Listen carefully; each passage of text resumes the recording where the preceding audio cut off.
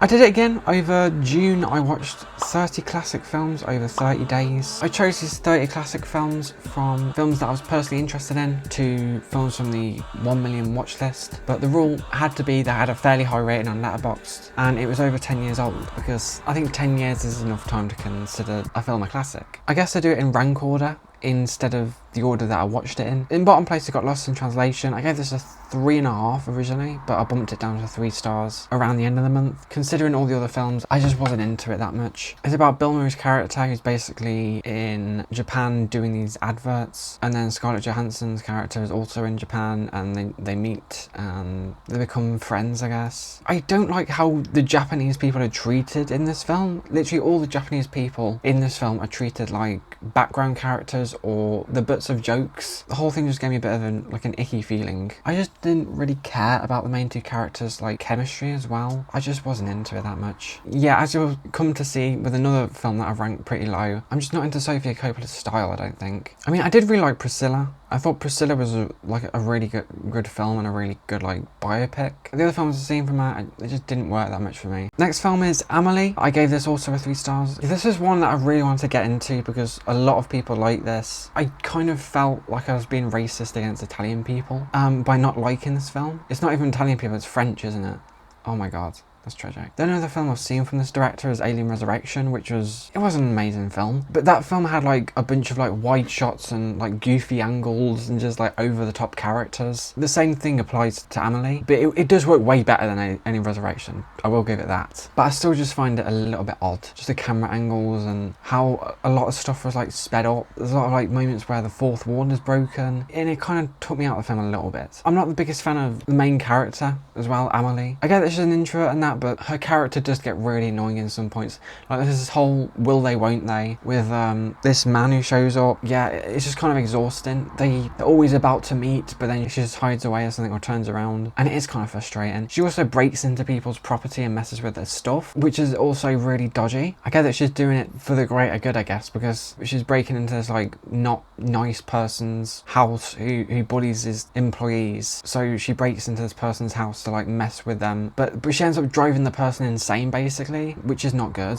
I don't really like her as a character. I do think the opening montage of this is really good. The opening montage is iconic as well. I really like the narration over that section as well. It is really fun, really fast paced, but I feel as the story actually gets going, I just wasn't into it at all. The Virgin Suicides. This is another Sofia Coppola film that I just wasn't totally into. I gave this 3.5. I do think this is better than Lost in Translation. There's a lot of really eerie moments to this film. It's like a teen drama, but there's also, as the title implies, suicide in it. And just the way these suicides are shot and just they're handled in the film and how sudden a lot of them are, it's just it's really shocking and just uncomfortable. I'm not gonna lie, that there are some shots at comedy and more lighter stuff that kind of clashes with that darker tone, but I do think the darker tone kind of catches you off guard when there's some lighter tone moments in some sequences, so I kind of appreciate that, I guess. I really like Kirsten Dunst's performance in here. She's the rebel of all of these sisters. You can tell there's something bubbling underneath with a character throughout the film, and I think that's really well done.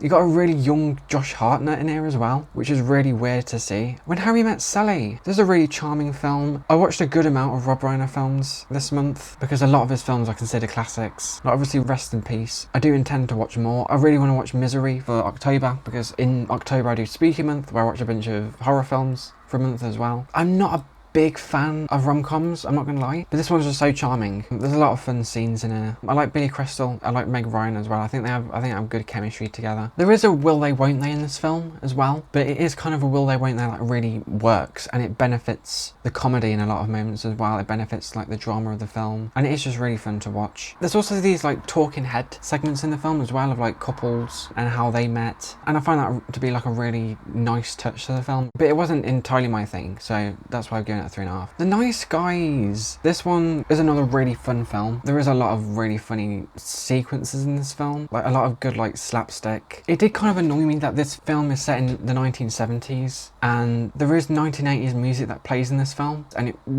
really annoyed me. It kind of annoyed me that they didn't play period accurate music in the film, but yeah, I just wasn't entirely into the story about the porn industry and this reel of film being lost. I think Russell Crowe and Ryan Gosling are really good together. They're a really great pairing. I think this is one that I might need to give a rewatch to appreciate it a little bit more. The Devil Wears Prada. This one is like a massive film. 4.8 million logs, but nearly 5 million logs. But yeah, I hadn't seen it until last month. It's very 2000s. I get what people are saying with how it's like Whiplash with fashion. This is just the fashion version of Whiplash, and it's really satisfying seeing Anne Hathaway kind of like rise up to the levels of Meryl Streep's character. A lot of good performances in there. I'm not gonna lie, I feel like I should. I feel like I might bump it up to 4 stars. I do really like this film. Gravity. This film's really well directed. It's directed by Alfonso Cuarón, did I say his name? He did Prisoner of Azkaban, which is the best Harry Potter film, like by far. But I know he really likes to do long shots in his films, and this film has a lot of long shots in space as things are just constantly going wrong. It does feel like a theme park ride a lot of the time in this film. There's some like POV shots, there's some shots where we're like flying through like the ISS, and a lot of things are flying at the screen. You can tell it was made for 3D. I can't imagine how this film must look in 3D. But watching it as a 2D film, I still think it's really good. Again, it's really stressful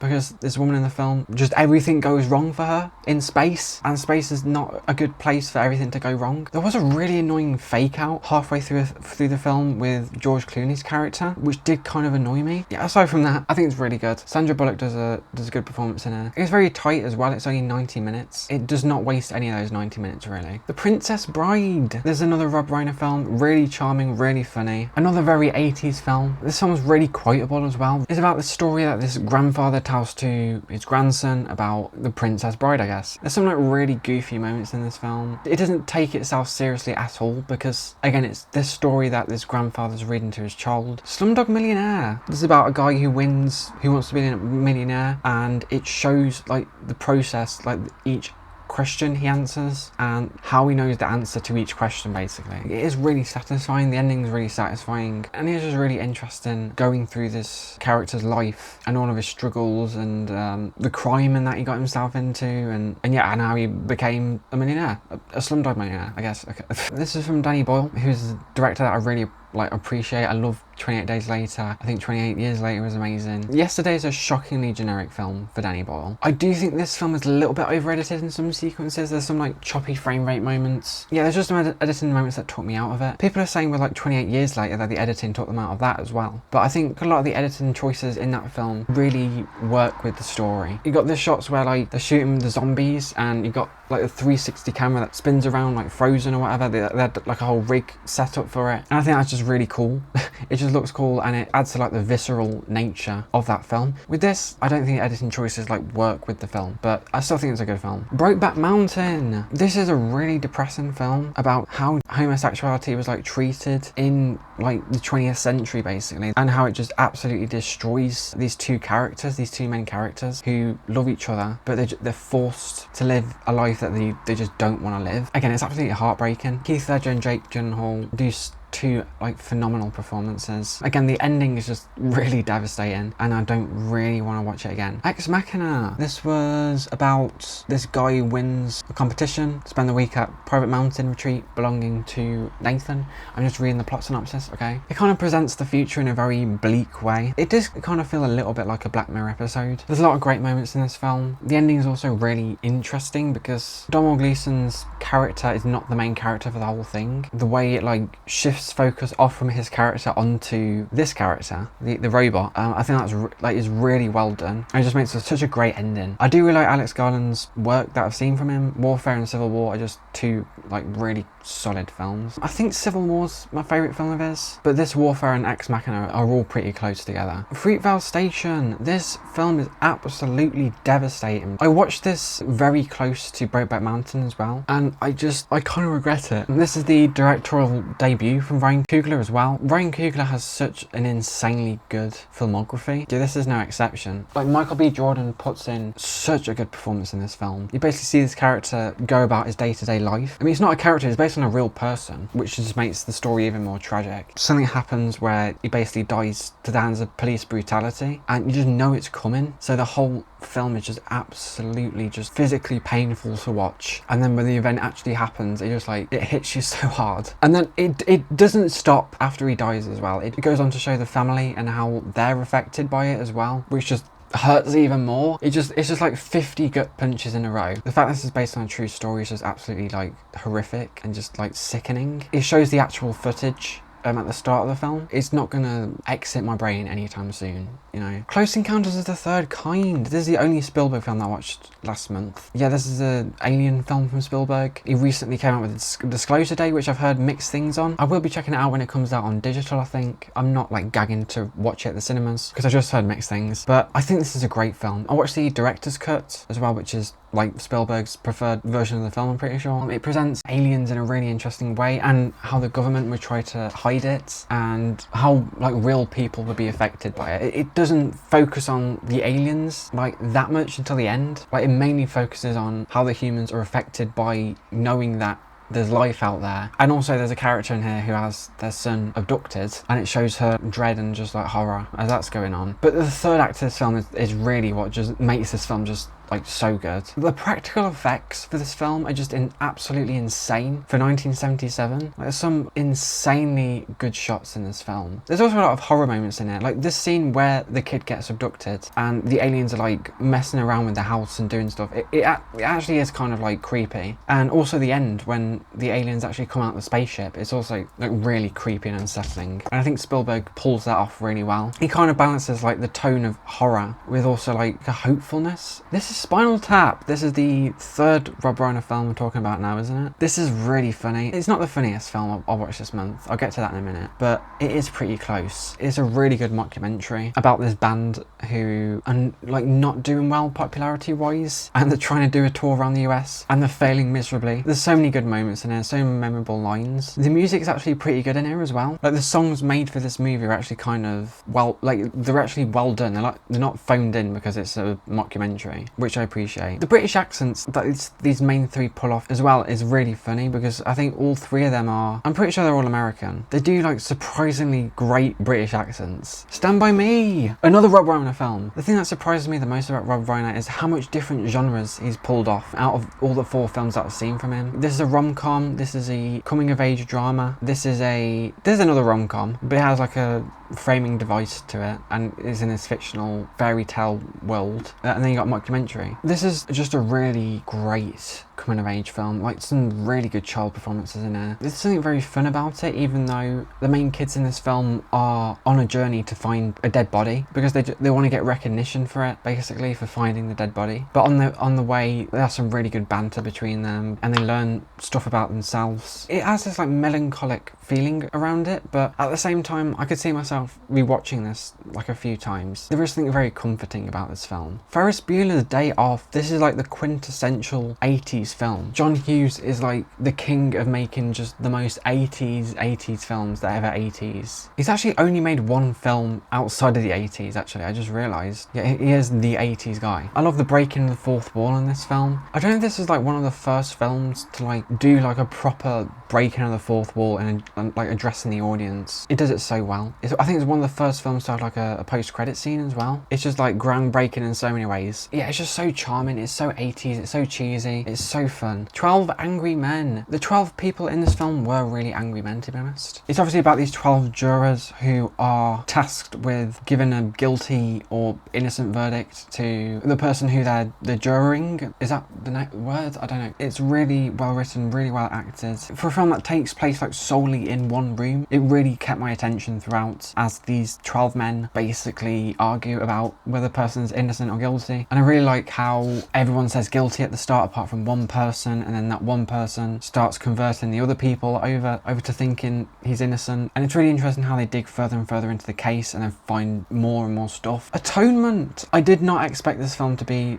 as good as it was. This is by Joe Wright, who did Pride and Prejudice, which was my least favourite film that I watched last year in Classics Month. It's so much better than Pride and Prejudice. I'm sorry if you like Pride and Prejudice, but I was actually shocked to find this has a lower rating than Pride and Prejudice because this is like, it's so much better. There's another like very tragic film with a very like tragic ending to it. It's very much a gut punch of an ending, and I think it's done extremely well. I did start out thinking, oh no, this is going to be like Pride and Prejudice, but as it went on, it got so much more interesting and so much more than a romance. Like I just expected it to be another straight up romance, but the way it just like completely like kind of turns it on its head. This romance completely falls apart because of like this horrible little girl. Like most of the reviews for this film like absolutely despise Saoirse Ronan's character in this film. I kind of like how it delves into her character and how flawed she is, and she's not just like evil for the sake of being evil. You understand a little bit where she's coming from, even though like what she did and what she caused was the most horrific thing ever. The ending's really good. There's a time jump in the last like 10 minutes which I think works really well. Fargo, this is the first Coen brothers film that I watched on this list. Only Joel Coen directed this film, but I'm pretty sure both of them wrote the film. This is such a fun dark comedy. I love the accents in this film. You got like the Minnesota accent in this film, and how like over exaggerated it is. I love how like all the characters in this film are just like so over exaggerated. How this one thing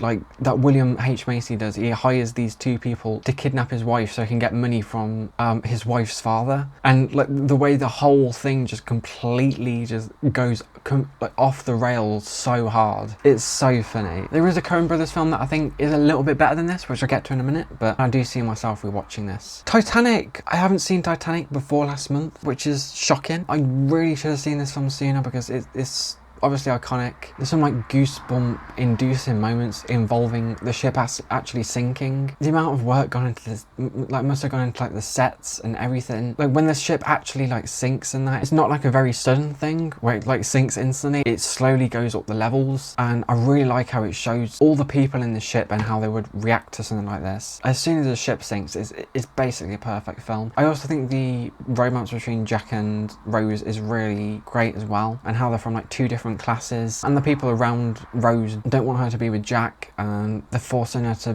be married to this other guy who is really over the top villainous, and he has a sidekick butler and everything, which I think is kind of a little bit over the top and a little bit comical for a film about the Titanic. I think the present day bits with like present day Rose, I kind of think that was done like a little bit cheesily. It could have been done a bit more like sincerely. Apart from that, it's such a good film.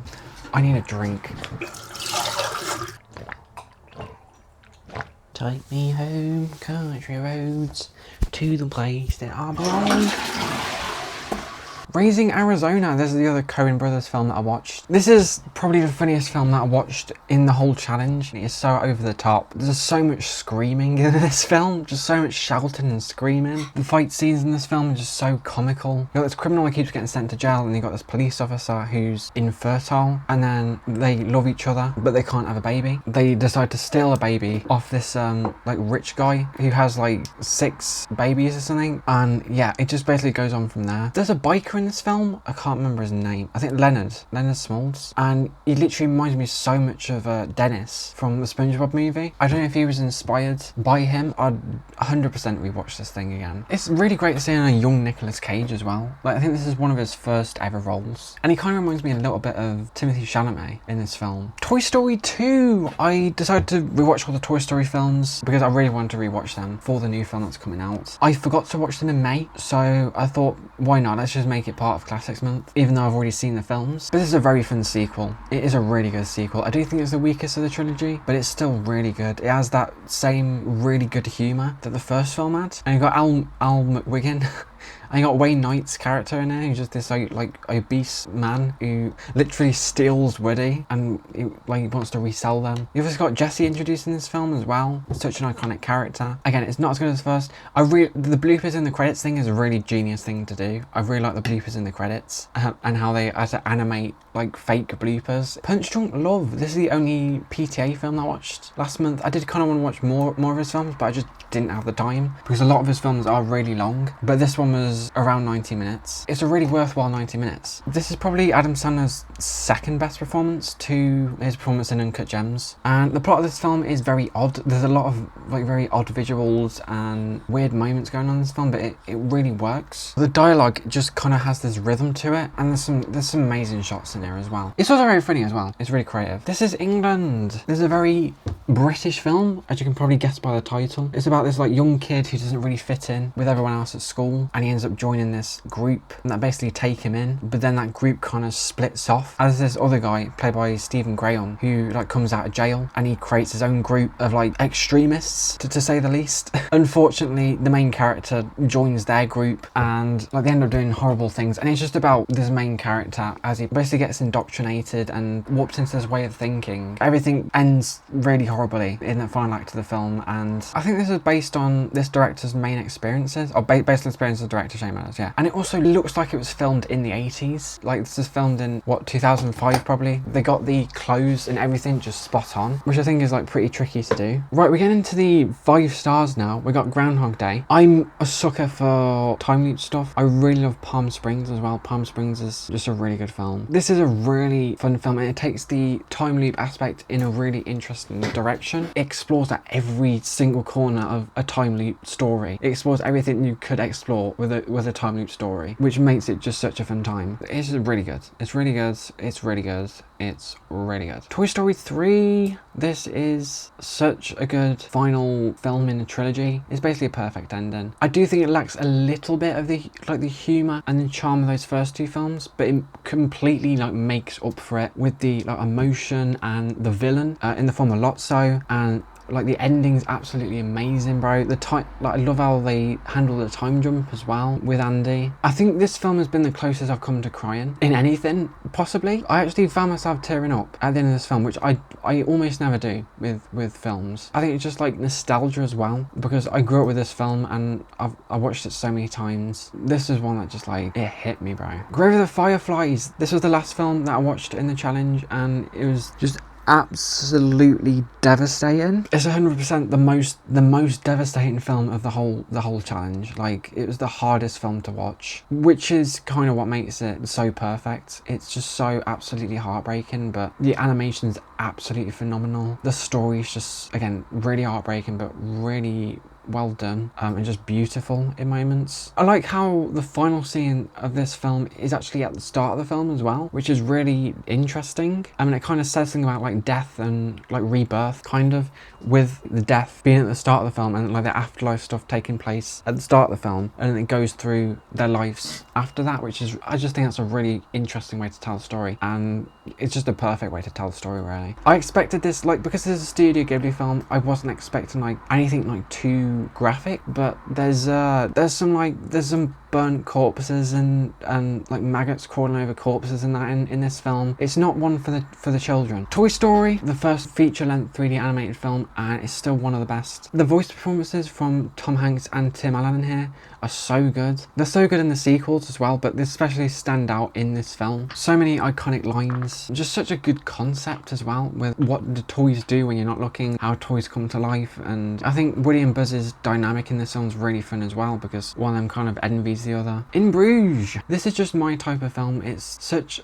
a British film, even though it's set in Belgium. I really love Colin Farrell and Brendan Gleeson together, and also Martin McDonagh. All 3 of them collaborated again on Banshees of Inisherin, which I also think is a perfect film. Like, they just make magic when they all collaborate together. Such a good concept of these 2 hitmen who are in hiding after something goes wrong with one of their hits, but chaos ensues while they're in Bruges. I think I could watch this film endlessly. It's that good. And then you got Interstellar 5555, the story of the secret star system, or the 5 Tori of the 5 Ekrets, 5 Tar, 5 Istum. This one has a great story about these aliens that get abducted by this evil record head who mind controls them and disguises them as humans and basically makes them into hit stars only for his benefit. But the main reason why I've put this first place is because of the soundtrack, because it is a visual companion to Discovery by Daft Punk, which is my favourite album ever, and it's such a good visual companion. There's some moments where the visuals and the music sync up perfectly, and it's like I'm floating. It's just a great film. It's such a special film. So yeah, that's all of the films I watched in Classics Month. 30 films, 30 days. I think I'll be doing this again next year.